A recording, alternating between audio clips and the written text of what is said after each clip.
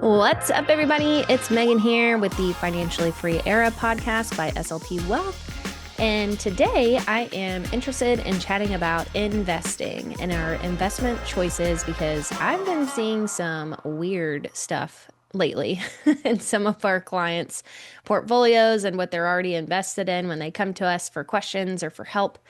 And I figure this could make a good episode because I felt like there were a number of things that I guess are pretty common that people think might be helping them work towards their financial goals and they think might be helping their investment strategy, but in actuality are working against each other or not as efficient as you would think. And I see a lot of cluttered portfolios, unfortunately.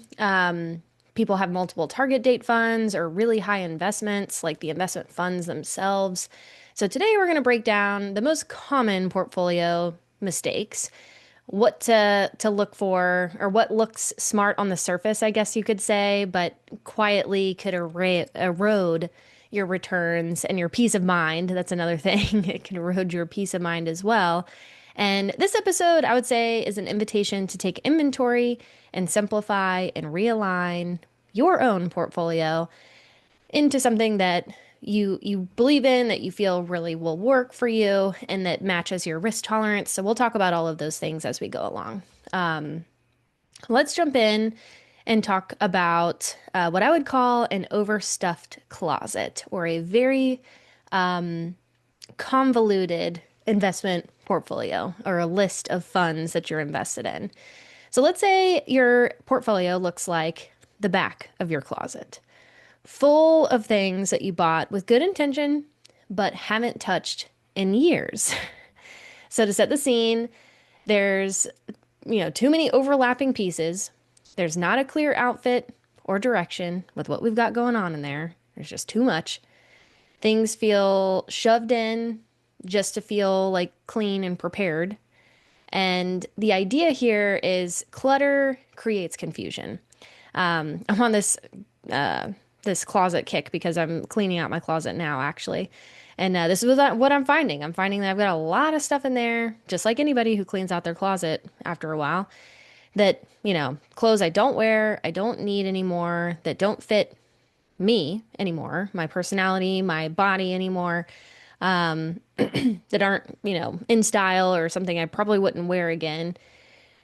And that it basically the clutter creates the confusion, right? And it doesn't make it simple for me to go in and pick out an outfit or to go in and make a change and know exactly what I'm going to be grabbing because I don't know where anything is.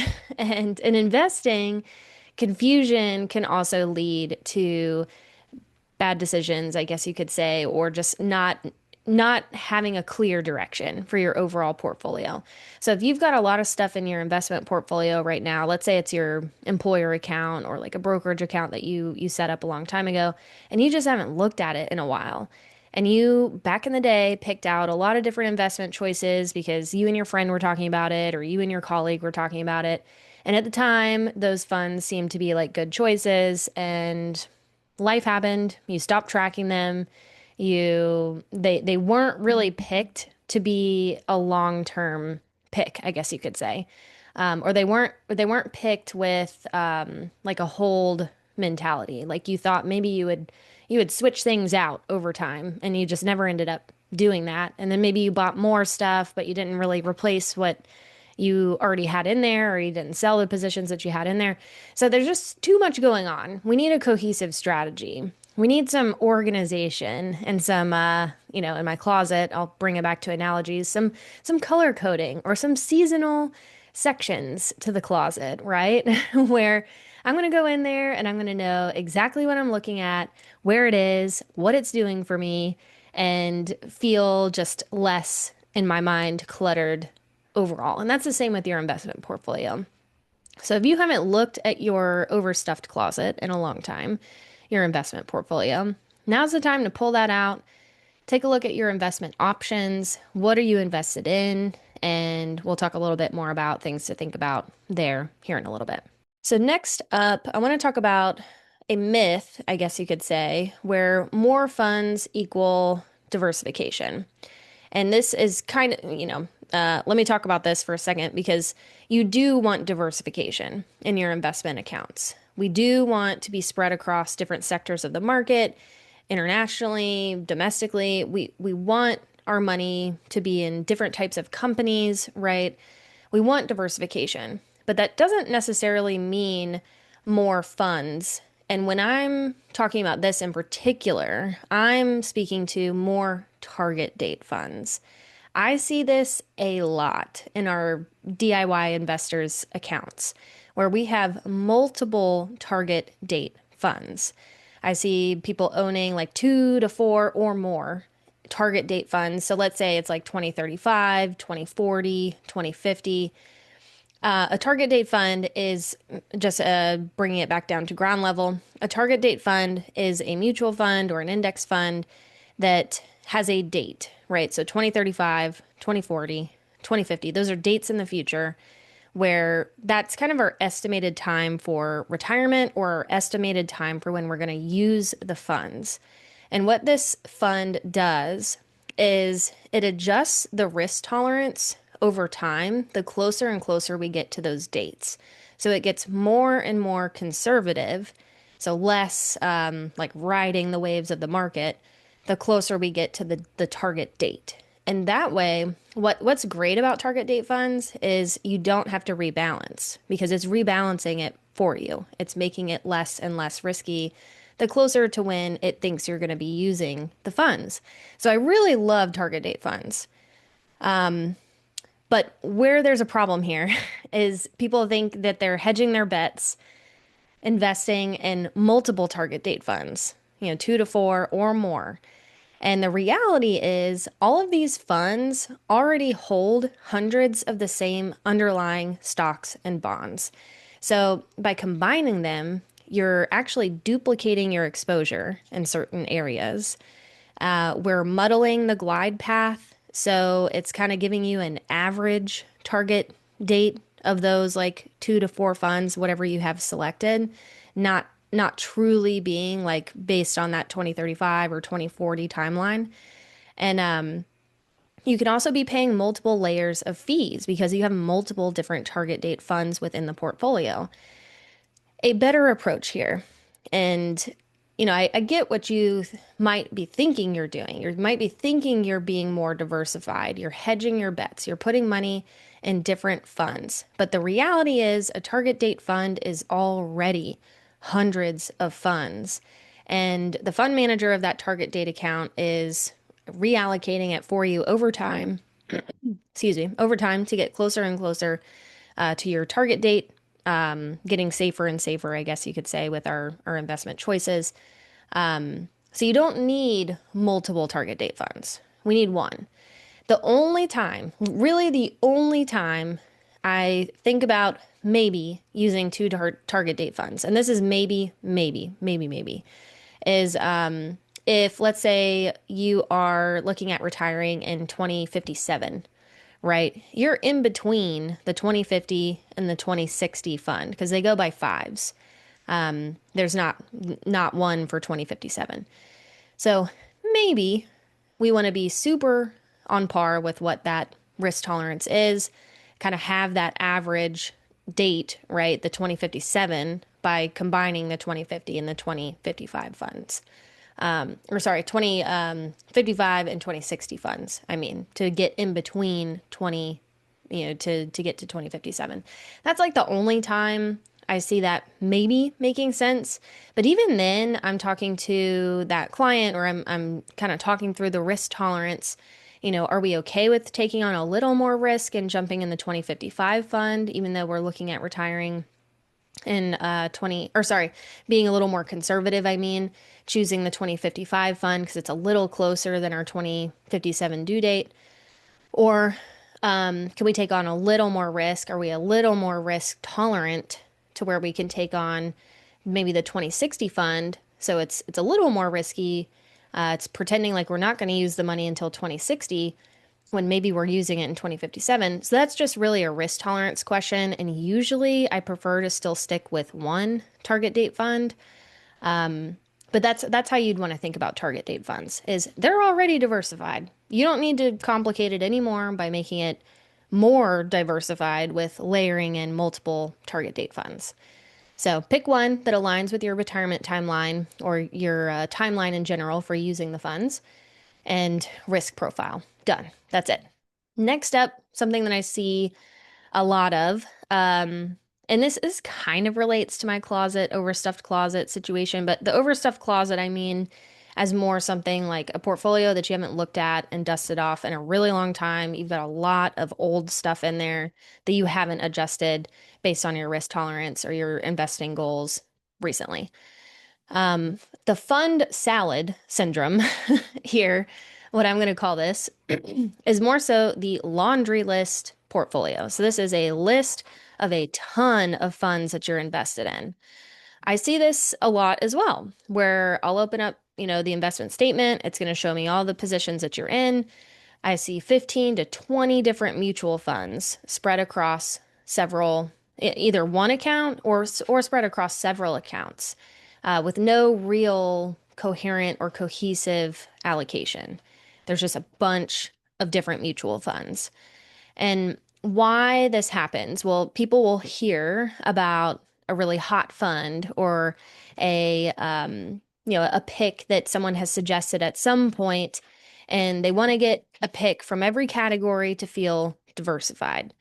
So maybe you've picked and chosen a bunch of different mutual funds over time, and we just now have a collection of a lot of them. The risks here are we could have some overlapping holdings. You could be holding 20 funds, but really at the end of the day, you only own the S&P 500 in 15 different ways because the S&P 500 there is a fund for Vanguard, Fidelity. There's a lot of different funds that really just boil down to it's the S&P 500. And if you're holding multiple of those, we are overlapping our holdings and we're also paying fund fees for those different positions, right? Another kind of downside or risk to this is just having a really inconsistent strategy. Some funds could be leaning super aggressive and others could be super defensive. And if we're not really taking a look at our overall risk tolerance and basing our investment choices off of that risk tolerance, we could be leaning more aggressive than we need to, or more often than not, what I see is more defensive or more conservative than we need to be, where we could be a little more aggressive because we have a lot of time, before we go and need to use these funds. But our funds are very conservative, and that's not going to do us the best it could if we had the right risk tolerance identified. And the last kind of risk here I'll mention is it's harder to rebalance or even understand what you own if you have so many different funds. It's just harder to manage. The more stuff you have, the harder it is to manage. That's just logic. So, a better approach here would be to build a core allocation using a few.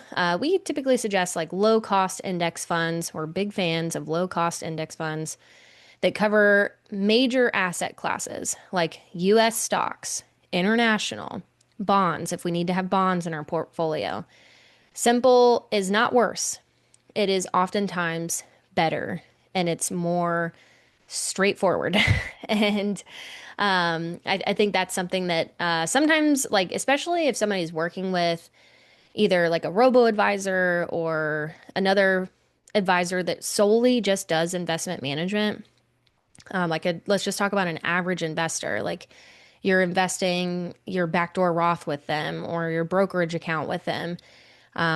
Let's say you don't have millions and millions of dollars invested, right? You're an average person with average account balances.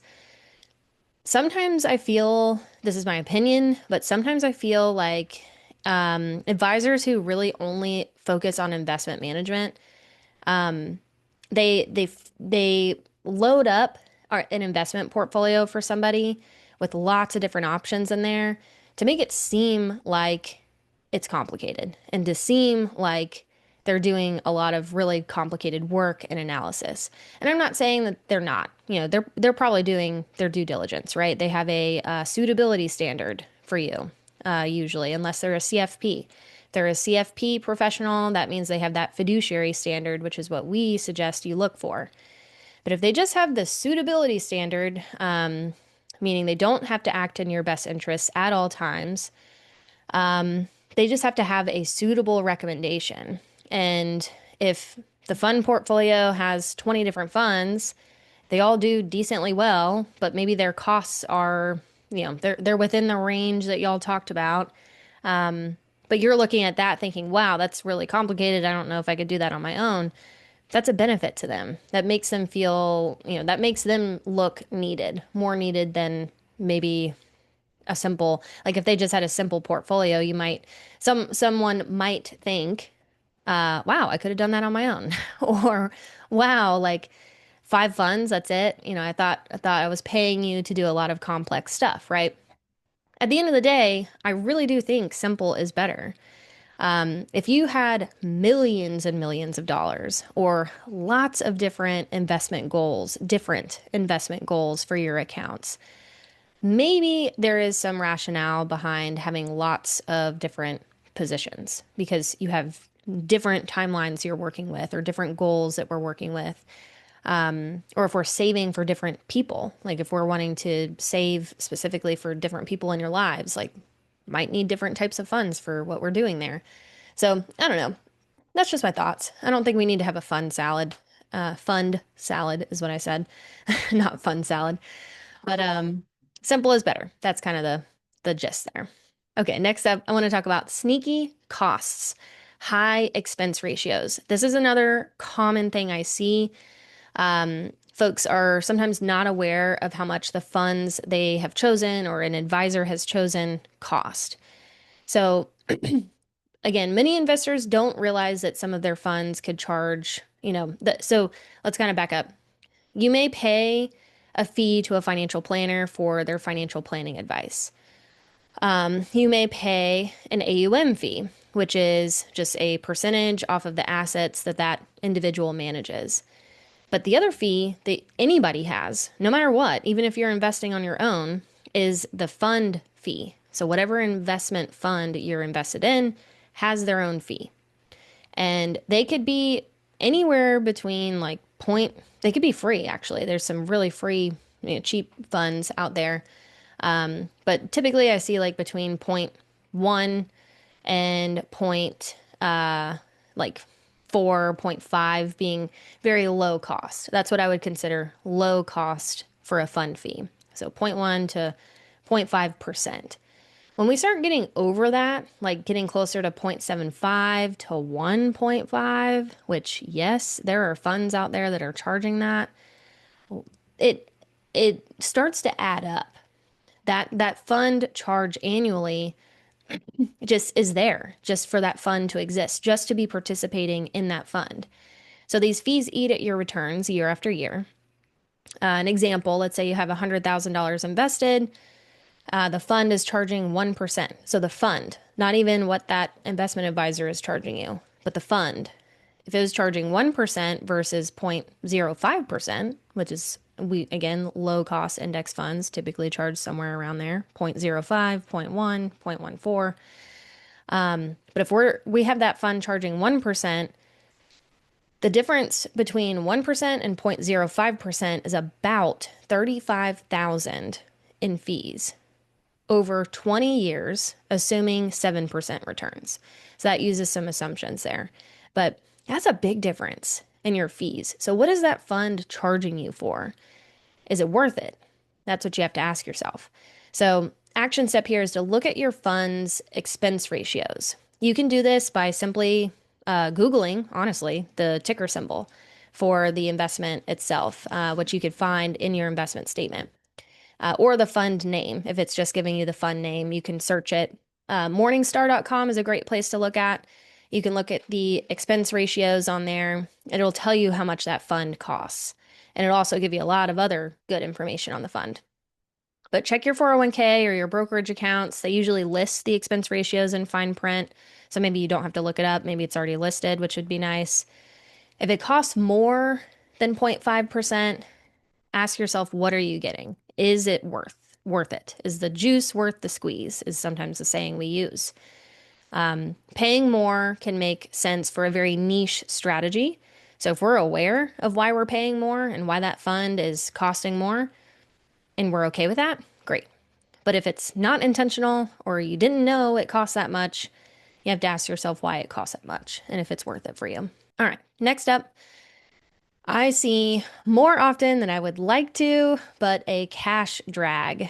And that just means balances sitting in cash, idle in cash. And I see this sometimes by mistake. Sometimes people think or thought they invested the funds, but they didn't. And or maybe they set it up on like auto invest and it either didn't take or it didn't, it didn't get implemented correctly. If you're a DIY investor. So it's either by accident or it's on purpose. Maybe you're thinking, well, my money's safe in cash, right? So a common scenario I see is sometimes old accounts will have this like be like more common. An old account is sitting in cash because maybe you left that employer or you haven't touched that account in a while and maybe you moved it to cash to try to move the account somewhere and you just never came back to it or something. Or it's just been in cash. That's, whatever the situation is. The problem is cash loses value to inflation over time. So while it can feel like, it's not a big deal, it's quietly losing your purchase power. And that's unfortunate. Why this happens, by accident, like I said, but sometimes I think market fear too. Like we've had a really weird market this past year, like with the tariff situations and with just some of the things going on in our economy. So there is some market fear about, well, if I put money in the market, am I going to lose it? And historically, we know that the stock market, and I love this analogy, is like going on an escalator, going up with our yo yo, right? Our position is the yo yo going up and down as we're going up on an escalator. So we are going to feel the dips of that yo yo day to day, right? But long term, we're going up. That's the goal of the stock market. So we don't want to be sitting out, right? We're going to feel the dips at some point. We have to be okay with that. That's the risk that we have to take on to grow our money faster than inflation. So that's, market fear is one reason why this happens. Forgetting to reinvest or roll over or transfer an account. That's another reason. And then not knowing how to deploy new contributions. Sometimes, and I actually had an issue with this way back when at Vanguard when I was investing for the first time. There was an option, I don't know if it's still the same today, but there was an option to auto, like move money from your checking into the Vanguard account, right? So auto invest, like auto move the money into your investment account.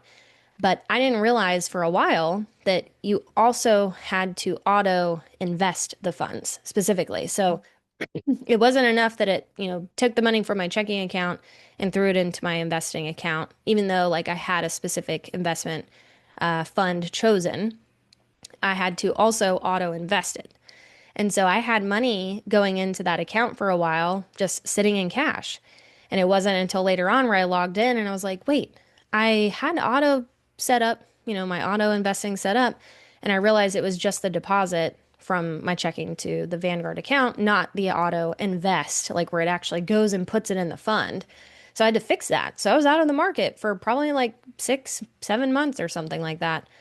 So sometimes just not knowing how to deploy the new contributions or set up auto invest is a reason why we could have some cash sitting in accounts. So action steps are review your accounts for idle cash. You may have a little cash in your accounts, and that's okay because you might need a little cash to, make the next trade or maybe something settling, but you shouldn't have a lot of cash, right? It should be invested. Cash is meant to be in your high yield savings account for emergency savings. So this investment account is not where you want to keep cash. It's not the purpose of this investment account.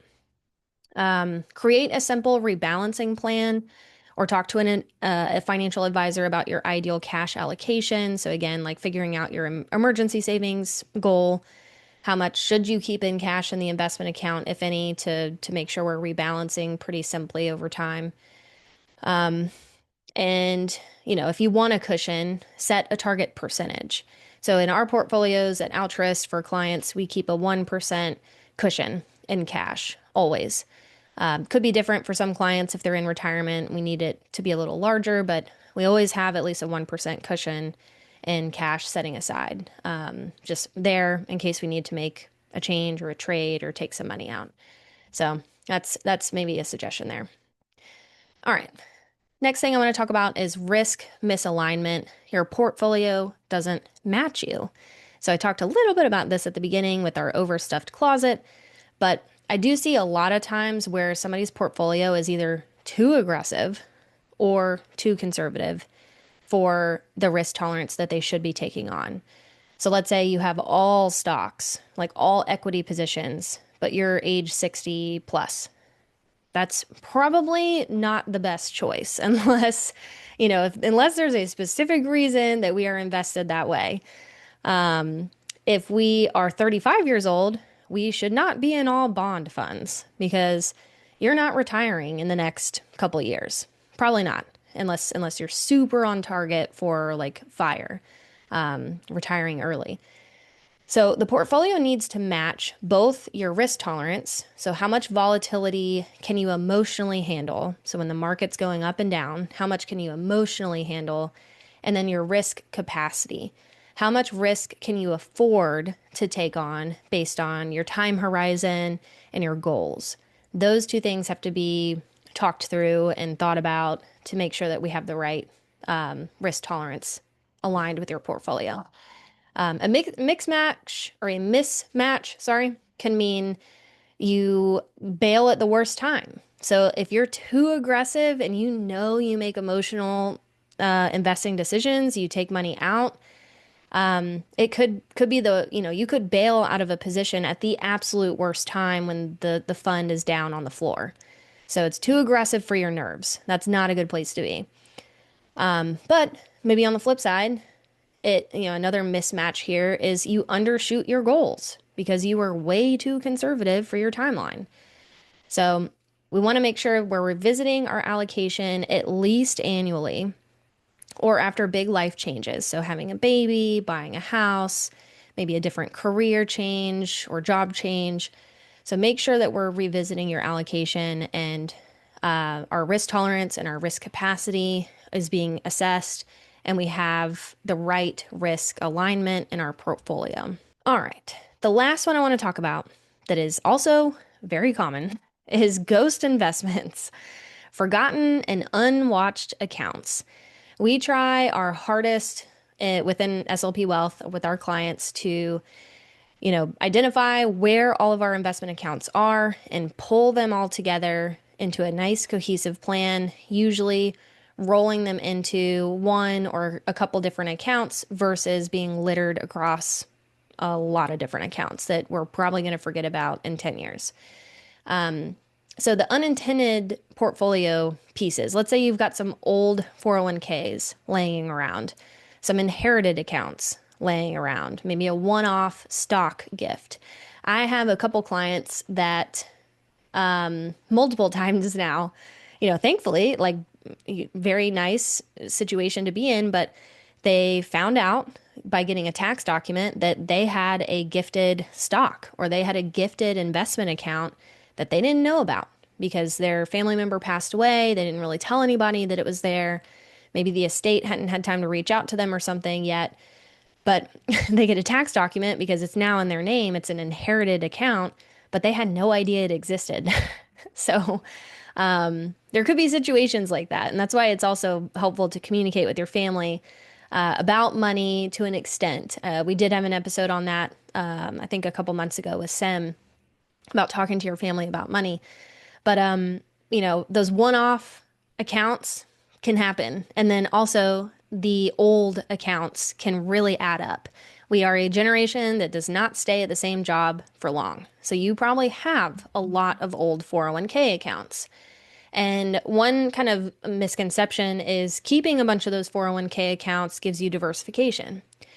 I think that's a misconception because it's still a 401k account between those different between the different companies that it's held at.